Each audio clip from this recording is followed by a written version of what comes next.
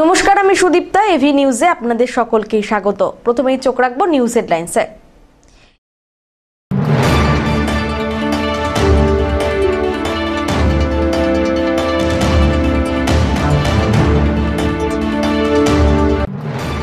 ভিন্ন ধর্মে বিয়ে, একটাই সিদ্ধান্ত, মেয়ে আর নেই। আদরের কন্যার কুশপুত্তলিকা দাহ করল পরিবার, আয়োজন শ্রাদ্ধরে।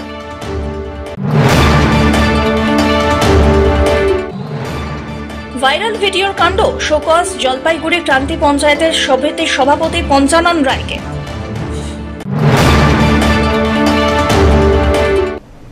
এবার আসছে বিস্তারিত সংবাদে। অন্য ধর্মের ছেলেকে বিয়ে, জীবিত মেয়ের কুশপুত্তলিকা দাহ করে সম্পর্ক ত্যাগ করল পরিবার। জলপাইগুড়ির রাজগঞ্জের মাঝিয়ালি গ্রাম পঞ্চায়েতের ভুটকিরহাট এলাকায় ঘটে এমনই ঘটনা। আর এই ঘটনাকে কেন্দ্র করে ব্যাপক চাঞ্চল্য ছড়িয়েছে।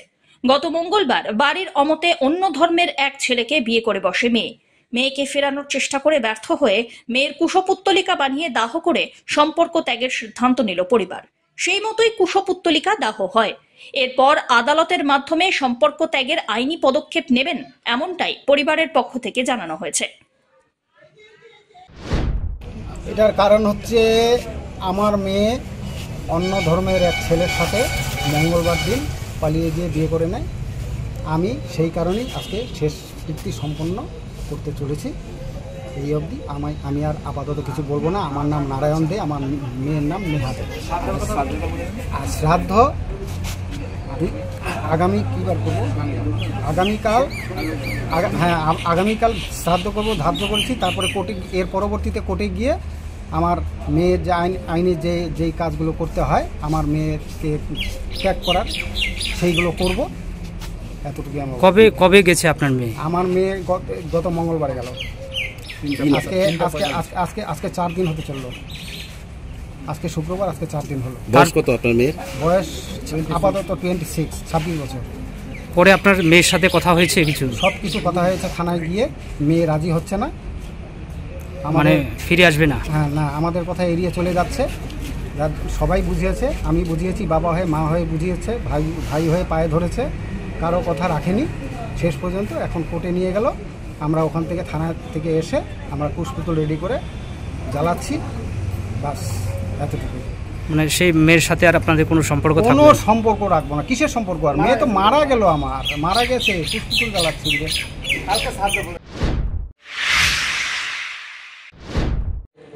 ভাইরাল ভিডিও কাণ্ড, শোকজ জলপাইগুড়ি ক্রান্তি পঞ্চায়েত সমিতির সভাপতি পঞ্চানন রায়কে। ঘটনা ঘিরে ইতিমধ্যেই জলপাইগুড়ি জেলায় রাজনৈতিক অঙ্গনে ব্যাপক চাঞ্চল্য ছড়ায়। সম্প্রতি সামাজিক মাধ্যমে ভাইরাল হওয়া একটি ভিডিও ঘিরে বিতর্কের কেন্দ্রে উঠে এসেছেন জলপাইগুড়ির ক্রান্তি পঞ্চায়েত সমিতির সভাপতি তথা তৃণমূল নেতা পঞ্চানন রায়। দলীয় শৃঙ্খলা লঙ্ঘনের অভিযোগে জেলা তৃণমূল কংগ্রেসের পক্ষ থেকে তাকে শোকজ করা হয়েছে বলে জানানো হয় জেলা তৃণমূল সভানেত্রী মহুয়া গোপের পক্ষ থেকে। ঘটনার সূত্রপাত গত বুধবার, যখন একটি ভিডিও সোশ্যাল মিডিয়ায় ব্যাপকভাবে ছড়িয়ে পড়ে, যেখানে দেখা যায় পঞ্চানন রায়, বিজেপি জলপাইগুড়ি জেলা মহিলা মোর্চার সভানেত্রী দীপা বণিক একই গাড়িতে বসে মদ্যপানে লিপ্ত। তাদের সঙ্গে কয়েকজন উপস্থিত ছিলেন।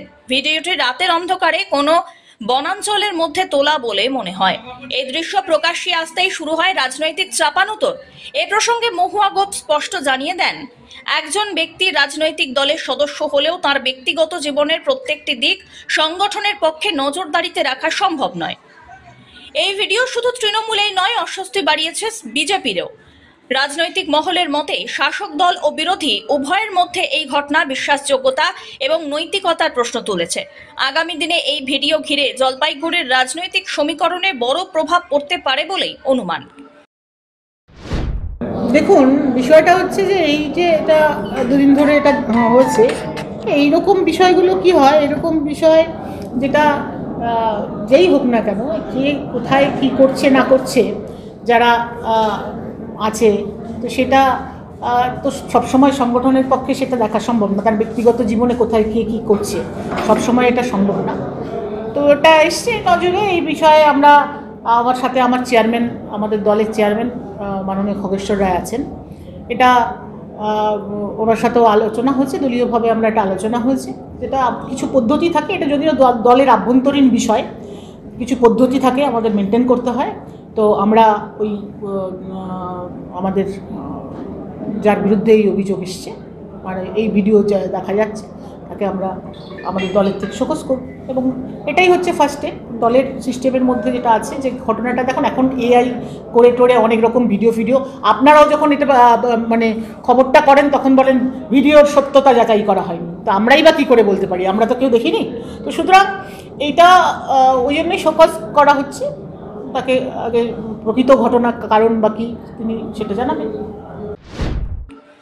ধীমান রায়ের রিপোর্ট।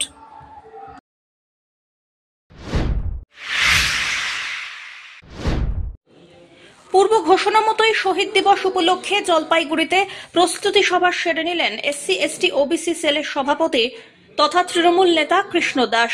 তবে এদিন মানুষের উপস্থিতির সংখ্যা ছিল চোখে পড়ার মতো। ষড়যন্ত্র দেব রায়কট সাংস্কৃতিক কলা কেন্দ্র কানায় কানায় ভর্তি ছিল। প্রচুর মানুষ ভেতরে জায়গা না পেয়ে কলা কেন্দ্রের বাইরে আর রাস্তাতেও দাঁড়িয়ে থাকেন। আগামী 21শে জুলাই ধর্মতলায় শহীদ দিবস পালন উপলক্ষে জলপাইগুড়িতে জেলা তৃণমূল কংগ্রেসের পক্ষ থেকে গত 28 জুন প্রস্তুতি সভা হয়। সেই সভায় ডাক পাননি কৃষ্ণ দাস। এবার তিনি নিজেই উদ্যোগ নিয়েছেন এমন এক প্রস্তুতি সভার, যেখানে গত ওই সভার থেকে 4 গুণ বেশি লোক হবে এবং কথাও রেখেছেন তিনি। এর আগে বিষয়টি সাংবাদিক সম্মেলন করে জানান। সেই মতোই এদিন জলপাইগুড়ির রাজবাড়ী এলাকা থেকে একটি মিছিল করে ষড়যন্ত্র দেব রায়কট সাংস্কৃতিক কলা কেন্দ্রে উপস্থিত হন। জেলা নেতৃত্ব সহ শীর্ষস্থানীয় তেমন কোনো নেতাকে প্রস্তুতি সভায় উপস্থিত হতে অবশ্য দেখা যায়নি। জেলা নেতৃত্বের ভূমিকা নিয়েও ক্ষোভ প্রকাশ করেছেন কৃষ্ণবাবু। তিনি বলেন, জেলা নেতৃত্বকে তিনি আমন্ত্রণ জানিয়েছিলেন। বিপুল জনসমাবেশ, কি বার্তা দিলেন? বার্তা একটাই দিব যে আরও আমাদের ঐক্যবদ্ধ হবে, 26-এ আমাদের রেজাল্ট ভালো করতে হবে এবং 21শে জুলাই যাতে আমরা বেশি পরিমাণে লোক যাই আমাদের শহীদদের প্রতি শ্রদ্ধা জানাতে, সেই বার্তাই আমি দিচ্ছি। আমাদের মেন টার্গেট হচ্ছে 2026, সেই 26-এ যাতে আমরা জলপাইগুড়িতে ভালো রেজাল্ট করতে পারি। জেলা সভানেত্রী কেউ নেই, আপনি কিছু অঞ্চল প্রেসিডেন্ট সহ বিভিন্ন গ্রামাঞ্চলের তাদের নেতা বা নেত্রী বা কর্মীদের প্রাধান্য দিয়েছে, তারা খুশি, কিন্তু তারা নেই অঞ্চল জেলা প্রেসিডেন্ট বা আপনি কি বলেন নাই তাদের? আমি সবাইকে চিঠি করছি, একজনকে বাদ দিই নাই। আমাদের যতগুলা কি যেন বলে মাদারের প্রেসিডেন্ট থেকে আরম্ভ করে চেয়ারম্যান থেকে আরম্ভ করে এবং ডিস্ট্রিক্ট কমিটি যারা আছে, যারা আমাদের শাখা সংগঠনের প্রেসিডেন্ট আছে, যারা আমাদের সভাধিপতি আছে, সহকারী সভাধিপতি, মেম্বার এবং হচ্ছে পঞ্চায়েত সমিতির যারা সভাপতি আছে, প্রত্যেকেই আমি চিঠি করছি, প্রত্যেকেই আমি জানাইছি। তো যাই হোক, আমি যতটুকু জানতে পারলাম, যতটুকু শুনতে পারলাম, এখানে আমাদের একজন জেলা পরিষদের মেম্বার আছে। তো আমি শুনলাম যে আমাদের জেলা সভাপতি কিছু কিছু ক্ষেত্রে বলছে যে মিটিংটায় যাওয়া না, আমাকে বলে নাই, কিন্তু আমি দুইবার তাকে কি যেন বলে হোয়াটসঅ্যাপে জানাই, হোয়াটসঅ্যাপে চিঠি করি, বলি এবং আমি আইপ্যাক থেকে শুরু করে কলকাতার সব জায়গায় আমি জানাইছি। তারা কেন আসলো না তাদের ব্যাপার, তবে আমি মনে করি একটা জিনিস, আসলে বুদ্ধিমানের কাজ হতো, কারণ যেখানে সাধারণ মানুষ আছে সেখানে নেতার উপস্থিতি অবশ্যই হবে। আসার বার্তা দিচ্ছেন জেলা সভানেত্রী, তাহলে কি আপনাদের সাথে গোষ্ঠী দ্বন্দ্ব মনে হচ্ছে না প্রকাশ্যে? গোষ্ঠী দ্বন্দ্বের ব্যাপার নাই, যারা আসবে না তারা ছিটকায় যাবে, যারা মানুষের সঙ্গে থাকবে না তারা ছিটকায় যাবে। যেখানে জনগণ আছে সেখানে দল আছে, দলকে জিতানোর জন্য জনগণের দরকার। দলকে জিতানোর জন্য নেত্রী দিয়ে কোনো কাজ হবে না, নেত্রী একা পারবে, জেলা নেত্রী একা পারবে না। দলকে জিতাতে গেলে সাধারণ মানুষের দরকার আছে, কর্মীর দরকার আছে। ভোটের প্রচার সাধারণ কর্মীরা করে, আর সেই সাধারণ কর্মীর চরণ আমি আমার মাথায় রাখি। সেই সাধারণ ভোটারকে আমি শ্রদ্ধা করি, ভক্তি দিই, তাদের চরণে আমি প্রণাম করি, তাদেরকে আমি অনেক অনেক শ্রদ্ধা জানাই। যার জন্য আমার এই আবেদনে আজকে হাজার হাজার মানুষ আসছে। আগামী দিন আমি মনে করি যদি গোটা জেলার মধ্যে আমি প্রচার চালাই, 26-এর রেজাল্ট আমরা ভালো করব। তাতে আমাদের জেলা নেত্রী কী করে করুক আমার দেখার দরকার নেই। আগামী দিন আমি বলি তার যদি চিন্তা ভাবনা পরিবর্তন না করে তাহলে ওনাকে 26-এর পরে আর খুঁজে পাওয়া যাবে। দাদা বলছি, আপনি বারবার একটা মেসেজ দিলেন আজকে, সেটা হচ্ছে নেতৃত্ব নেতৃত্ব নেতৃত্ব, একটা যোগ্য নেতৃত্বের কথা আপনি বারবার বলেন। অবশ্যই আমি বলবো, এটা লুকা ছাপার কিছু নাই। নেতৃত্ব যদি স্বচ্ছ না থাকে, নেতৃত্ব যদি পরিষ্কার না থাকে, নেতৃত্বের মধ্যে যদি সততা না থাকে, মানুষ কখনো সেই নেতাদের নেত্রীর সঙ্গে থাকবে না। মানুষ হচ্ছে চায় ভালো মানুষ, ভালো নেতৃত্ব এবং ভালো কাজ। মানুষ রাজনীতি করে উন্নয়নের জন্য, রাজনীতি করে শান্তির জন্য। ধাপাবাজি দেওয়া, মিথ্যা কথা বলা এবং মিথ্যা বলে মিথ্যা প্রতিশ্রুতি দিয়ে মানুষকে ঠকানো, এটা সাধারণ মানুষ কখনো পছন্দ করে না। একবার দুইবার করানো যায়, কিন্তু তৃতীয়বারে ধরা পড়ে যায়। তাই আমি বলবো যে স্বচ্ছ হওয়া দরকার। সব্যসাচী মজুমদারের রিপোর্ট।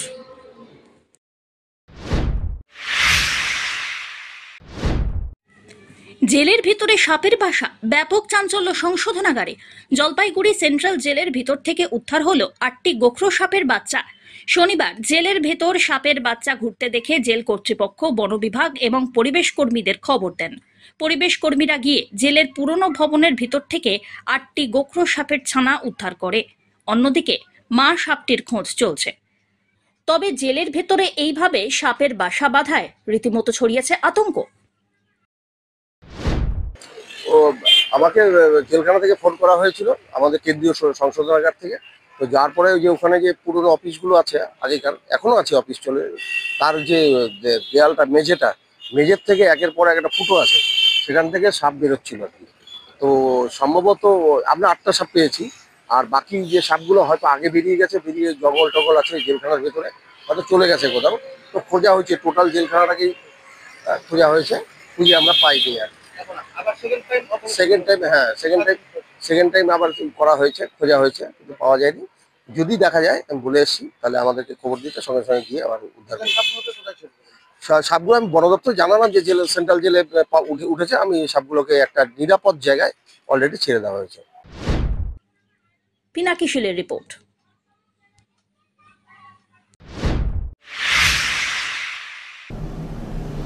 নিয়ে নিচ্ছে ছোট্ট একটি বিরতি, ফিরে আসছি বিরতির পর, সঙ্গে থাকুন।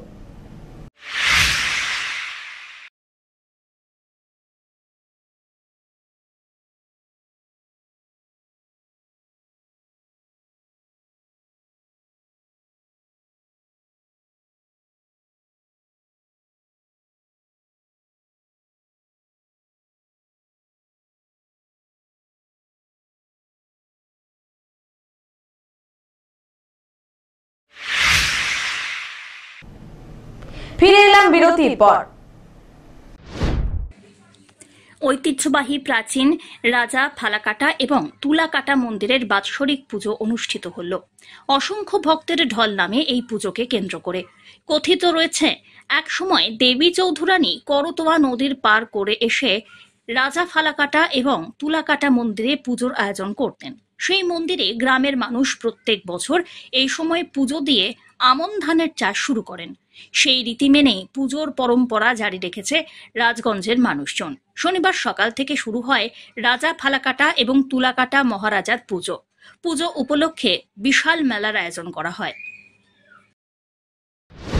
এবং উনি এখানে উনার রাজত্বভার উনি সামলেছেন এবং আমাদেরকে অধিকার দিয়েছেন। এটা টোটাল এই যে জমিটা দেখছেন, এটা টোটালটা হচ্ছে ভরত সিং রায়ের সম্পত্তি এবং এটা দেবোত্তর নামে, টোটালটা দেবোত্তর নামে সম্পৃক্ত করা। কত বছর হলো পুজোটা? 100 বছরের উপরে প্রায়। কত লোকের সমাগম হতে পারে এখানে? মোটামুটি লাখখানেক লোক তো অবশ্যই হয়, লাখ না বললেও অন্তত 80-90 হাজার তো লোক হয়। সুস্মিতা চন্দ্রের রিপোর্ট।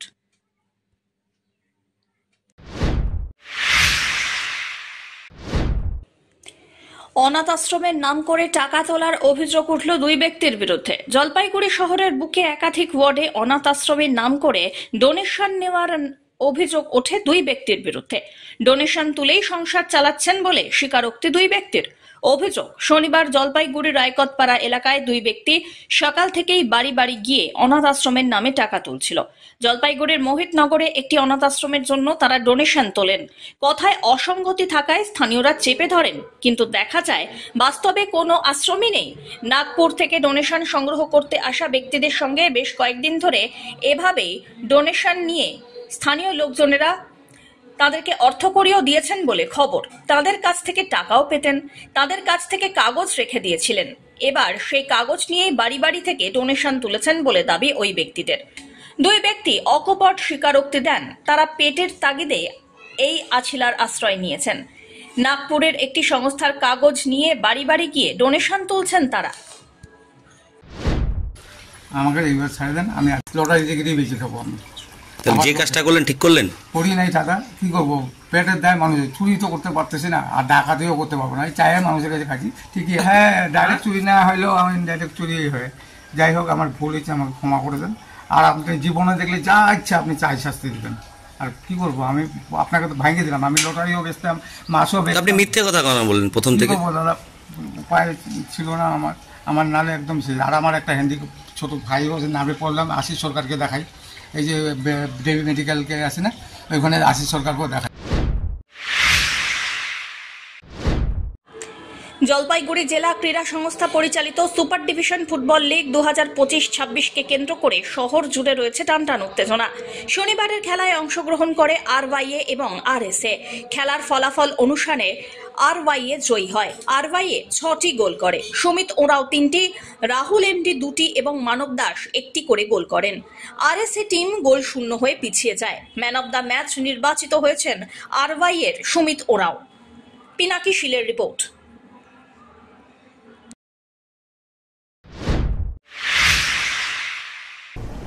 শেষ করবার আগে নিউজ হেডলাইন্স আরো একবার।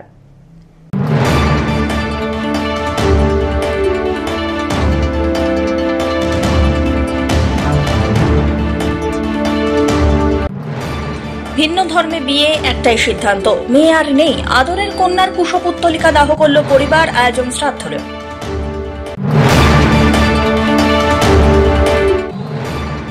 ভাইরাল ভিডিওর কাণ্ড, শোকজ জলপাইগুড়ি ক্রান্তি পঞ্চায়েতের সমিতির সভাপতি পঞ্চানন রায়কে।